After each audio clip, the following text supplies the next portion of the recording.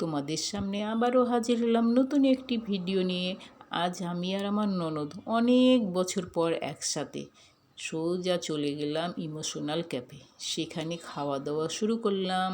খেতে খেতে কত গল্প, কত আড্ডা শুরু হলো। তারপর আমার পছন্দের খাবার কোল্ড কফি চলে এলো। কোল্ড কফি খেতে খেতে সেই পুরনো দিনের কথা মনে পড়ে গেল।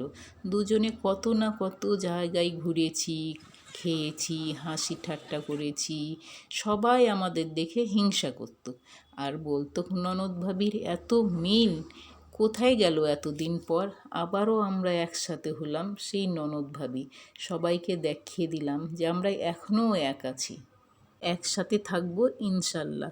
সবাই আমাদের জন্য দোয়া করবে যেন আমরা ননদ ভাবির মিল সারা জীবন এইভাবেই থাকি, এইভাবেই যেন আমরা চলতে পারি সব সময়, একে অপরের সাথে বিপদে আপদে সব সময়।